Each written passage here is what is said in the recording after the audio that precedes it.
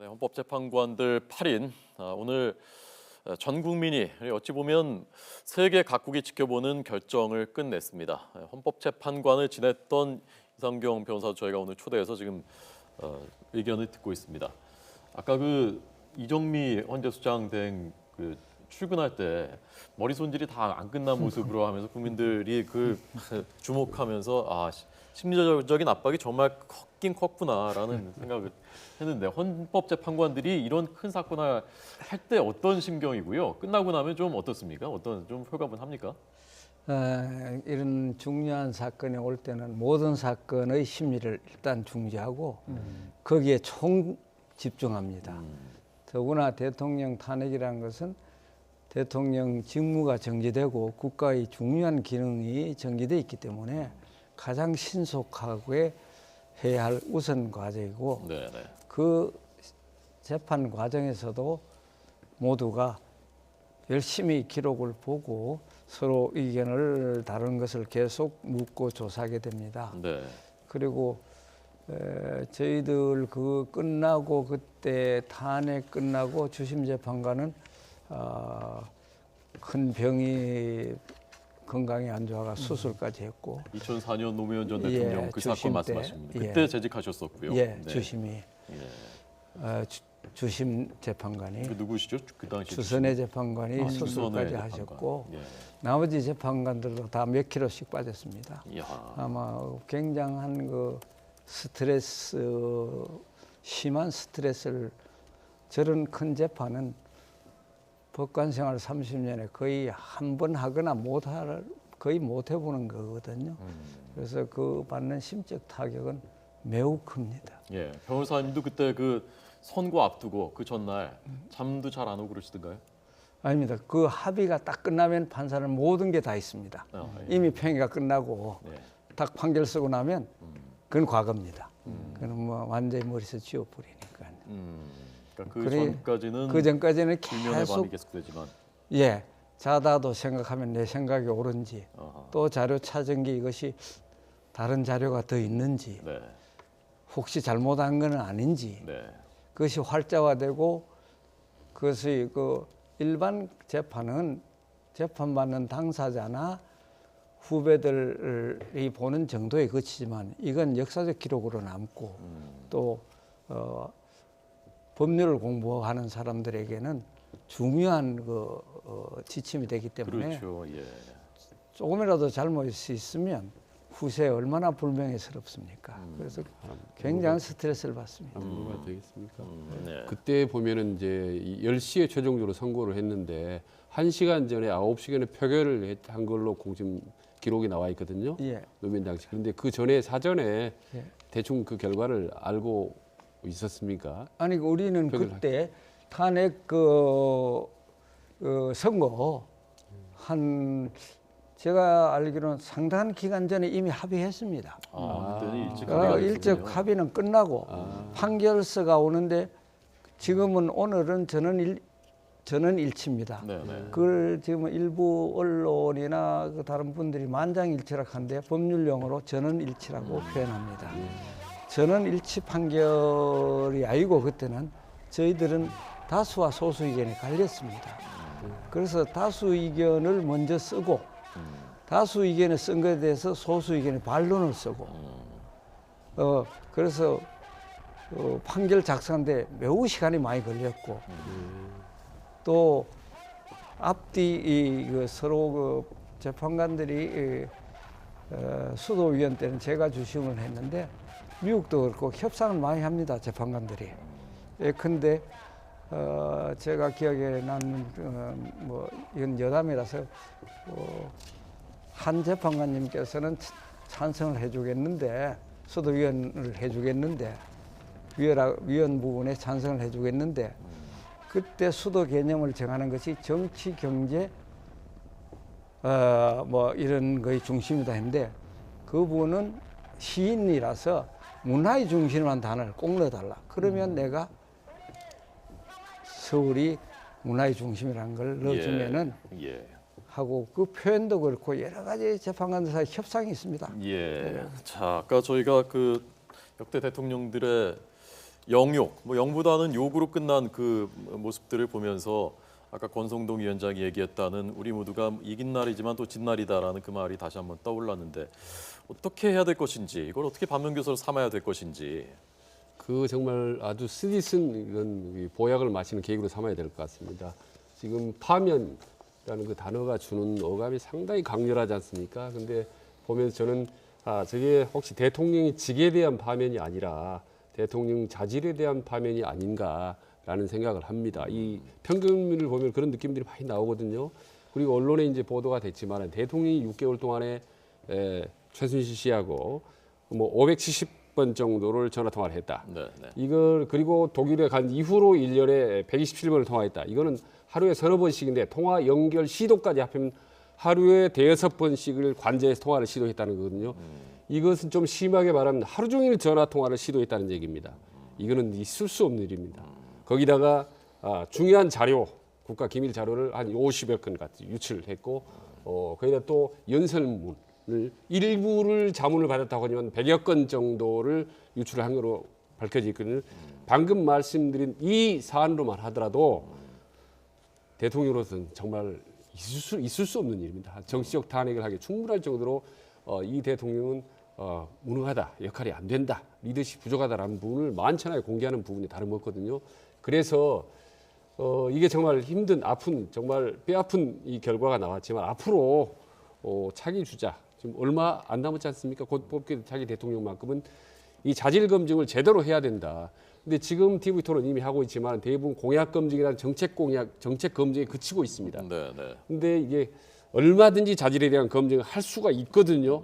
저만 해도 그런 기법이라든지 이런 방법론을 갖고 있기 때문에 앞으로는 이런 자질에 대해서 좀 각별히 특별하게 좀 과학적으로 검증을 할 필요가 있다는 생각을 좀 합니다. 네, 자 잠깐만요. 삼성동 사저 모습 잠깐 보고 가겠습니다. 지금 박근혜 대통령이 언제 돌아갈지는 아직 확실치 않습니다. 이에 대한 공식적인 언급이 없었습니다. 그러나 경호팀이 이미 삼성동 사저에 도착해서 경호 준비를 하고 있습니다. 알려진 대로 이곳에 원래 대통령이 퇴임하면은 경호동을 따로 근처에 매입을 해서 이명박 전 대통령 때도 그랬고요. 그래서 경호 준비를 하게 돼 있는데 이번에는 그럴 준비할 상황이 되지 않았고 그 경호동 매입도 되지 않은 상황이고 경호 대책이 없다라고 합니다.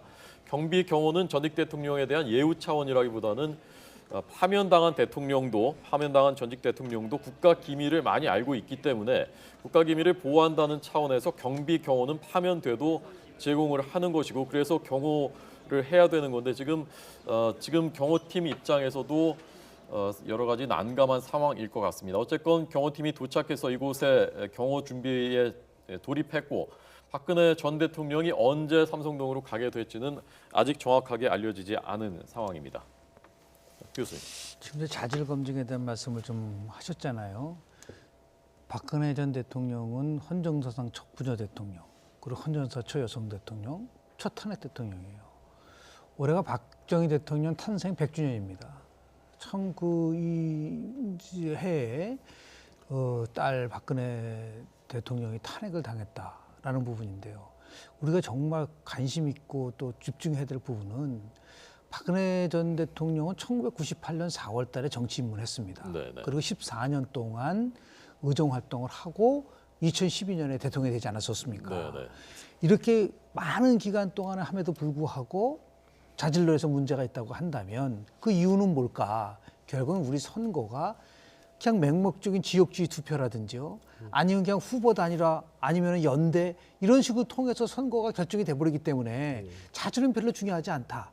이렇게 엄밀하게 따지면은 지역 패권 정당이라든지 이런 부분들이 대통령 선거를 지배를 하고 있기 때문에 이제는 이 부분에 대해서도 지금도 걱정스러운 거는 이겁니다. 조기 대선이 치러지면은 이 짧은 기간 동안에 어떻게 후보를 검증하고 더 나아가서 우리가 그 자질에 대한 그 평가를 할 수 있을 것인가라는 부분들.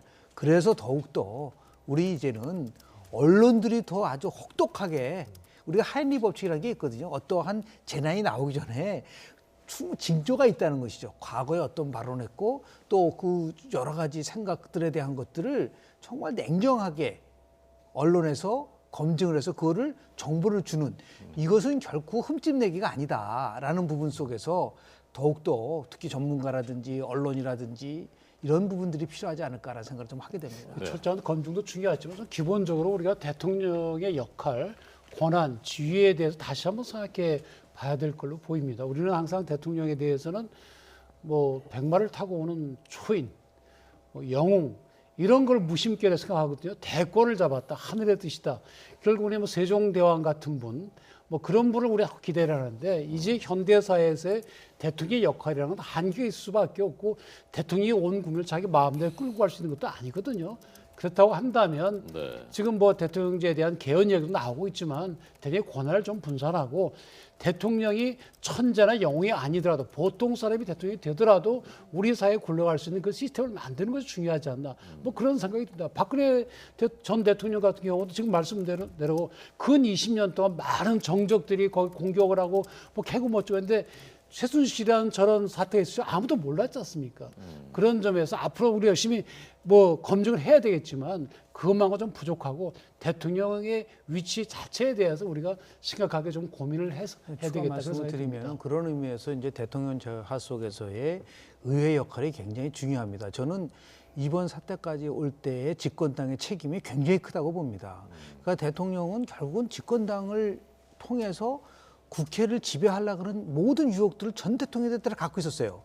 더 특히 나아가서 미국 같은 경우에 왜 이렇게 그 나름대로 대통령을 권한을 제어할 수 있냐면 청문회로 시작해서 청문회로 끝난다. 어떠한 조그만 사건이 터지면 바로 국정조사를 통해서 제어할 수 있는 부분들이 있는데 우리는 이제 그런 것을 못했다는 부분하고 하나는 이제 권력기관이 과연 정말 중립화돼 있는가 이 두 가지 요소에 대한 부분들도 같이 함께 우리가 개혁을 하고 그리고 이제 자질검증 이런 것들이 총체적으로 이루어질 수 있어야지만이 나름대로 이제 불행한 대통령이 나오지 않는 그런 조건을 만들 수 있지 않을까 생각을 하게 됩니다.